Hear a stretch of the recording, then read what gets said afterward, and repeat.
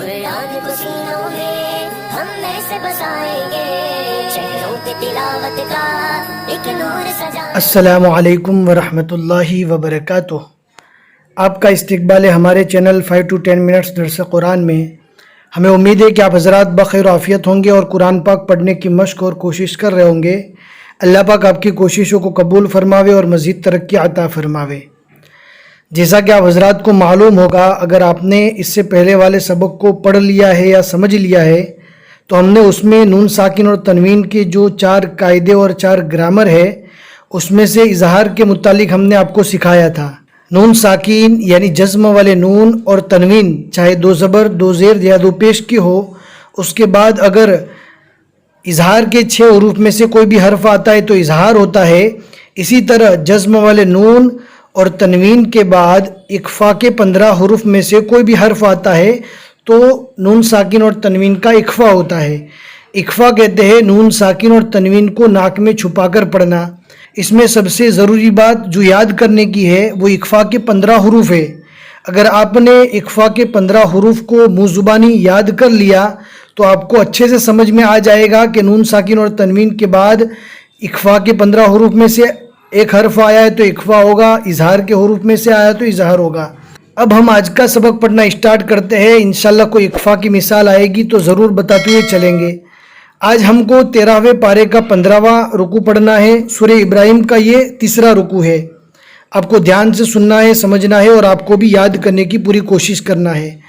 اعوذ باللہ من الشیطان الرجیم، بسم اللہ الرحمن الرحیم۔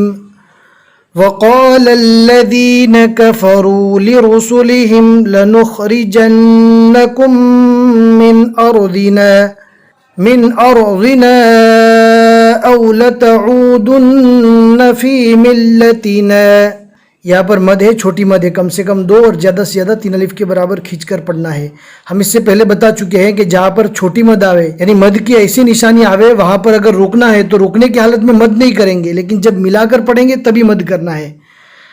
فَأَوْحَى إِلَيْهِمْ رَبُّهُمْ لَنُهْلِكَنَّ الظَّالِمِينَ وَلَنُسْكِنَنَّكُمُ الْأَرْضَ مِنْ بَعْدِهِمْ ذَلِكَ لِمَنْ خَافَ مَقَامِي وَخَافَ وَعِيدِ۔ یہاں پر اظہار ہوگا، اظہار یعنی ظاہر کر کے پڑھنا۔ کس کو؟ نون ساکن اور تنوین کو۔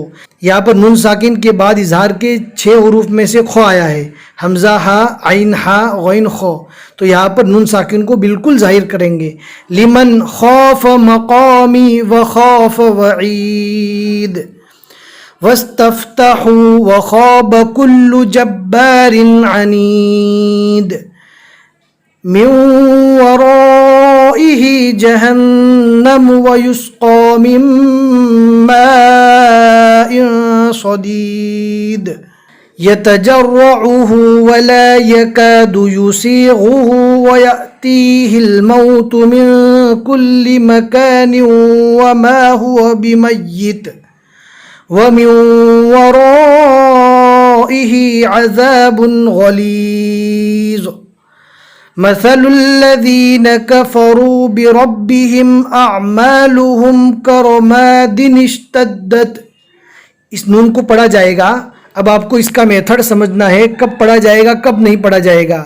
مثال کے طور پر اگر آپ کو کرماد یہاں پر رکنا ہے، آپ اس وجہ سے رک رہے ہیں کہ یہاں پر سانس ٹوٹ رہی ہے، اگر آپ یہاں پر رک جاتے ہیں تو رکنے کی حالت میں چھوٹی سی جو نون لکھی ہوئی رہتی ہے اس کو نہیں پڑھا جائے گا۔ اس نون کا نام ہے نون قطنی۔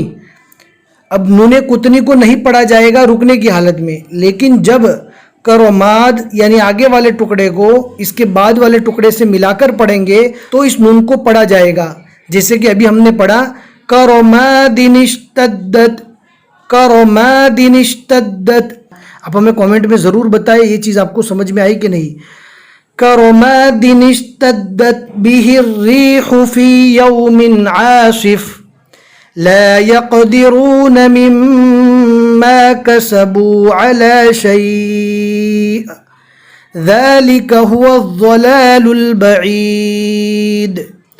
ألم تر أن الله خلق السماوات والأرض بالحق إن يشأ يذهبكم ويأتي بخلق جديد وما ذلك على الله بعزيز وبرزوا لله جميعا. آپ دیکھ سکتے ہیں یہاں پر تنوین آ گئی دو زبر کی. اب دو زبر کی تنوین آ گئی، اس کے بعد دیکھیں گے کون سا حروف ہے. تو یہ جو حروف ہے نا فا، وہ اکفا کے 15 حروف میں سے ہے.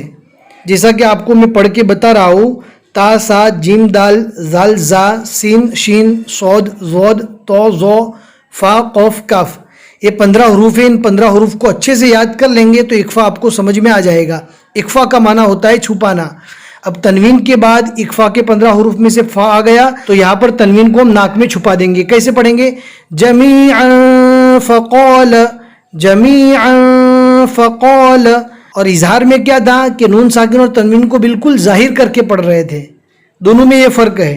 جمیعا فقال وبرزوا لله جميعا فقال الضعفاء للذين استكبروا إنا كنا لكم تبعا فهل أنتم.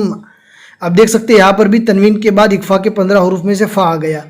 اب یہاں پر دیکھتے تم، یہاں پر نون ساکن کو ناک میں کیوں پڑا؟ اس لیے کہ آپ دیکھ سکتے ہیں یہاں پر جزم والے نون کے بعد اکفا کے 15 حروف میں سے تا آیا. اکفا کے 15 حروف تا سا جیم دال زال زا سین شین صاد زو تو زو فا قوف کاف.